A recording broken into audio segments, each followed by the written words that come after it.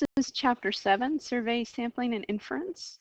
And another reminder that the text that we're referencing throughout the packet is your textbook, Essential Statistics, Exploring the World Through Data.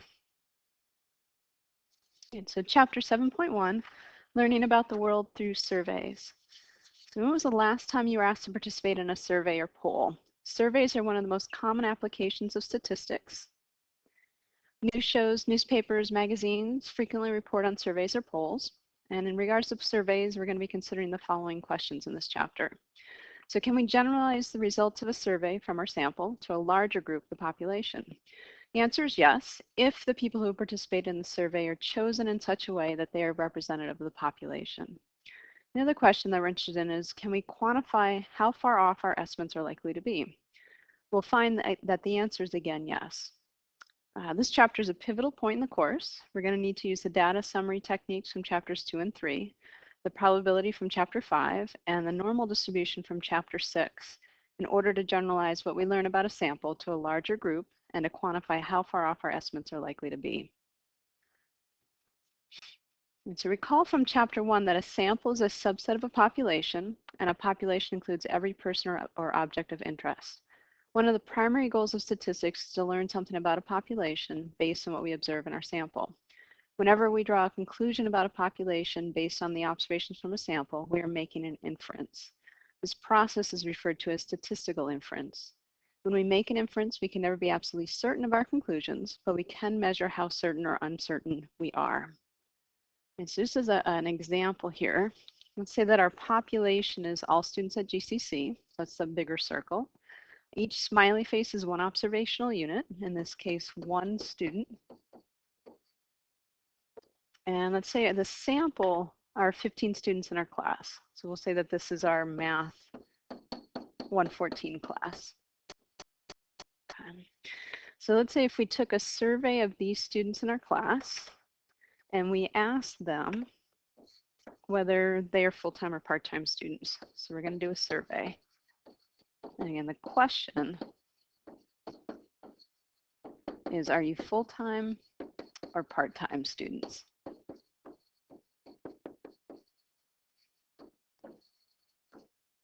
Okay, let's say that we get a result of, well, let's make up a number. Let's say 60% say they're full-time.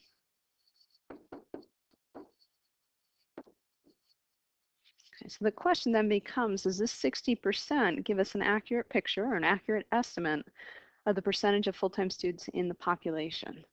So that's again what we're going to be looking at in this chapter. Can we take the result of a sample, let's say the 60% of our class, let's say they're full-time, and infer from that something about the population? Is that, in other words, a good estimate of the percentage of full-time students in the population itself? So we have to ask ourselves, are the students in our class similar? Are they representative of the population, all students at GCC? Okay, number 3, a very small population was asked to participate in a survey. The survey asked whether they preferred stars or flowers. The results are shown below. So again, it's a small population, which means we can count how many people are in this. So the size of the population, if we count all of these objects inside this population, I'll leave you to press pause and double check this, but we'll find that there are 30 people in this population, 30 answers included in this population. So if we go back into the population, we can then count or find out what proportion of the population chose stars.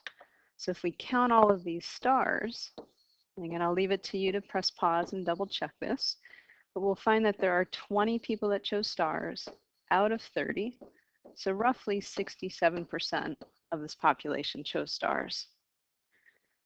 What proportion of this population chose flowers? Well, again, we'd go into the population, we'd count how many people chose flowers, and we would find that 10 of them chose flowers. So 10 out of 30 tells us that roughly 33% of the population chose flowers.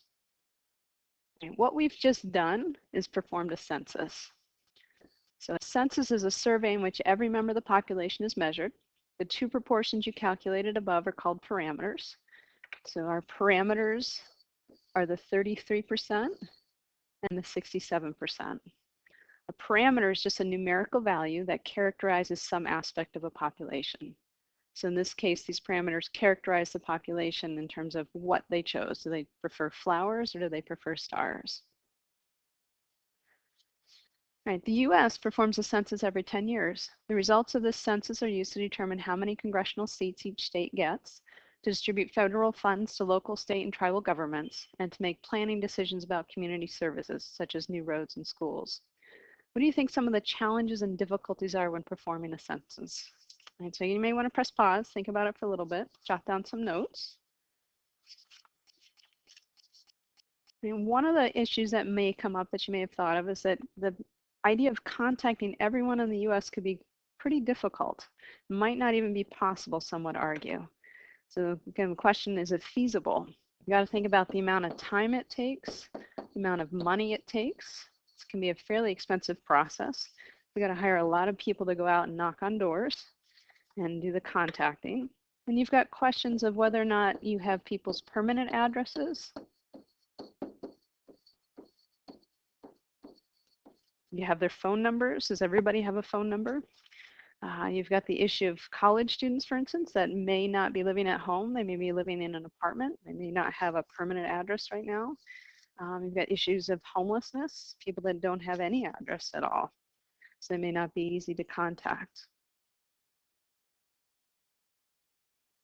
Okay, so number 6, let's suppose that we don't have time to ask everyone in the population whether they prefer stars or flowers. So instead, we're going to ask a sample of the people in this population. So this is the same population from the previous example. Right, so notice what's different is that we've now included a sample here, just a small subset of the population. So the size of this sample, again, we're just going to go in and count how many responses we have in here. So we've got 3, 4, 5, 6, 7, 8. So I'm going to use a lowercase n now for sample size. Our sample size is 8. What proportion of the sample chose stars? Well, again, we're going to count 1, 2, 3, 4, 5, 6. 6 out of the 8, or 75% of that sample, chose stars. And the same thing for flowers. We're going to go in and count, and I'll leave it up to you to try this. But you'll find that there are 2 out of the 8, or 25% in the sample, that chose flowers. Right, these numbers, these two proportions we just calculated, are called statistics.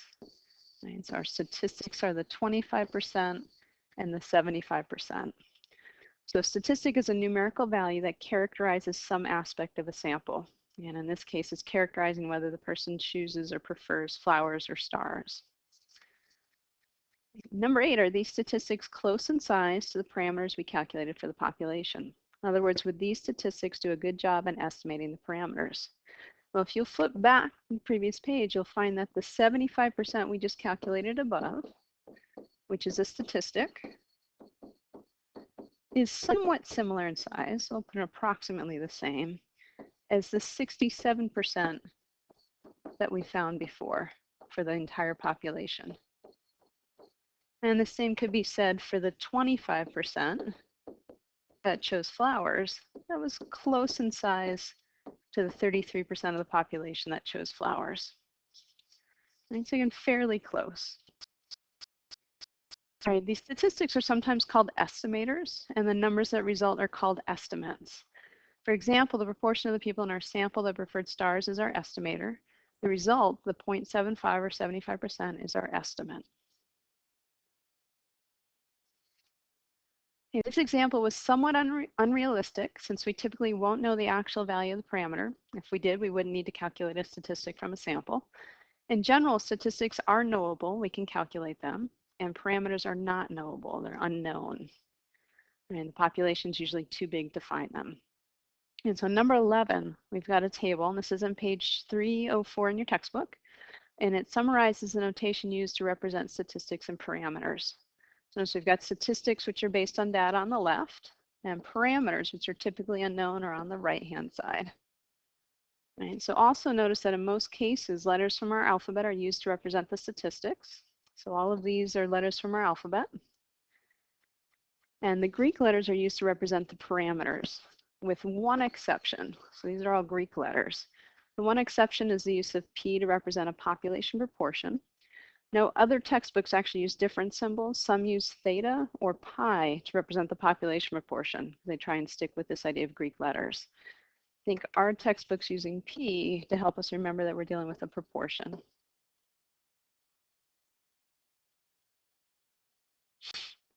Okay. And one last note about this table before we go on.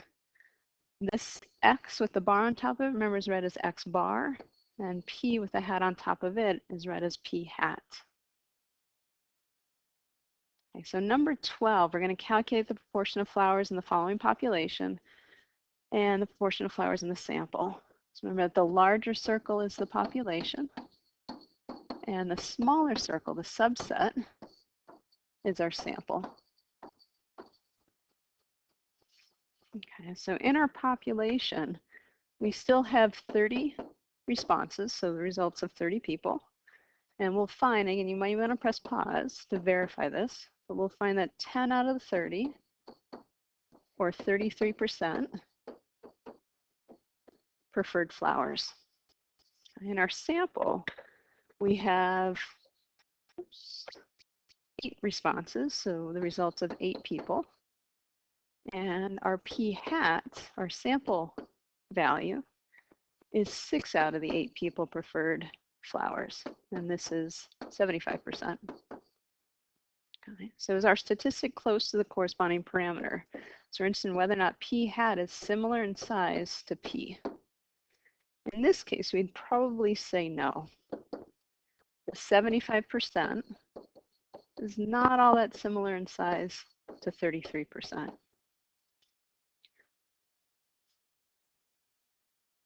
And so again, in this case, our sample doesn't appear to be representative of the population.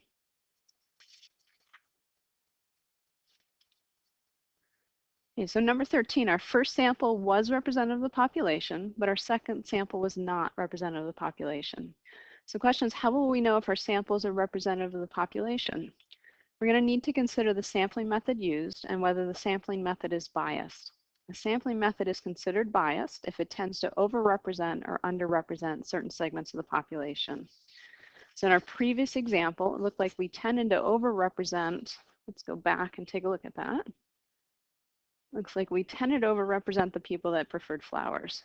So the question might be, how did we do this? What was our sampling method? How did we settle on those 8 people? So number 14, let's consider another example. So in this example, Franklin Delano Roosevelt, who's a Democrat, and Alfred Landon, who was a Republican, were the candidates running for president in 1936. Literary Digest, a popular news magazine at the time, conducted a survey that year in an effort to predict the winner of the upcoming election. They sent surveys to more than 10 million people and found that 57% of the respondents favored Landon.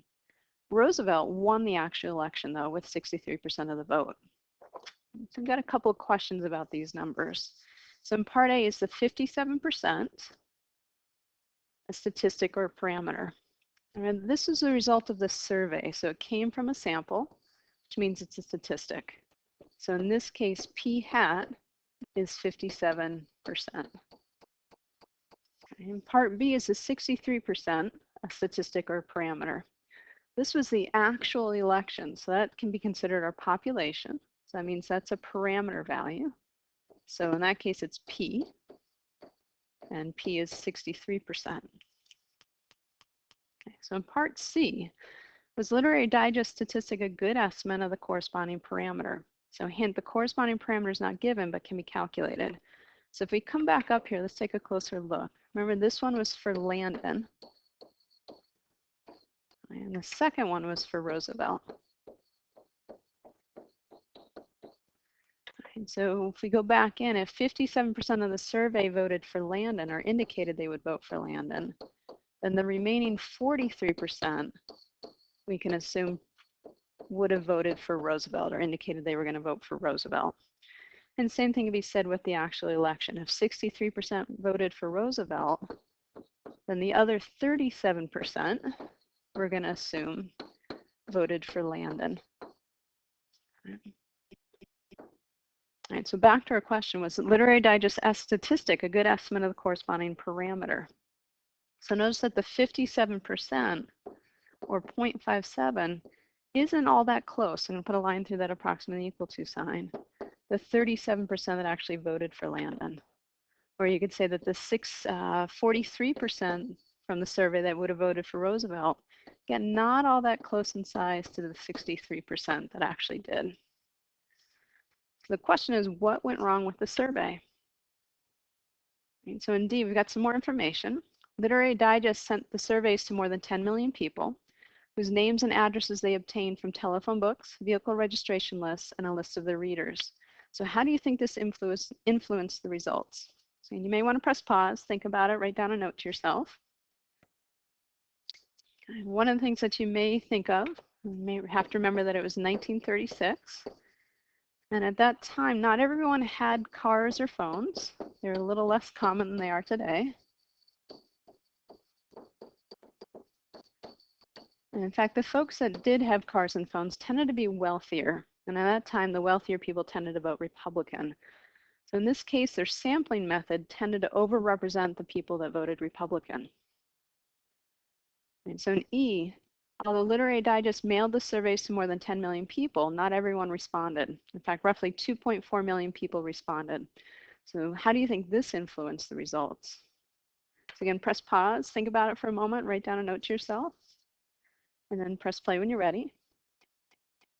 Those that responded probably had stronger opinions. They may have been less happy with the current president, who was Roosevelt, which means they might have been, or those that were satisfied may not have had the need or felt the need to respond. So that can be another issue you have to think about with surveys. It's the issue of non-response. Right? So again, the people that did respond probably were not as happy with the current president, probably a little bit more to say, stronger opinions, and that may have led to the results of this survey. Right? So number 15, we say that the sampling method used by Literary Digest was biased.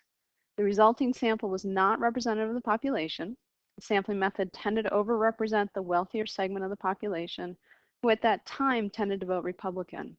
A sampling method is biased if it has a tendency to produce an untrue value. There are other sources or potential sources of bias. One is measurement bias. This results from asking questions that don't produce a true answer. And you're going to see an example of this in the group activity that goes with this section. And there's also the question of response bias. The people that respond to a survey may not have, or may have stronger feelings about the topic than those people that choose not to respond. And when reading about the results of a survey, it's important to ask, what percentage of the people who were asked to participate actually did participate? So if a large percentage of those who were asked to participate refused to answer the questions, then you should ask yourself, why did they not participate and how they may differ from those people that did participate. Another question you should ask is, did the researchers choose the participants? And if so, what types of people were included in the survey and what types were left out? So if participants tend to be younger, non-participants tend to be older, then we should ask ourselves how this might affect the results. Third question, do the people voluntarily choose to participate? If people themselves choose to participate, then we should ask ourselves how these people potentially differ from the people who chose not to participate. And last question, were the participants able to respond anonymously? If a question is potentially embarrassing and the participants are not given the opportunity to remain anonymous, then we may not get honest responses. Okay, and last thing here, number 16. Our goal is to find a sample that is representative of the population with as little bias as possible. The best way to do this is to ensure that every person in the population is equally likely to be chosen.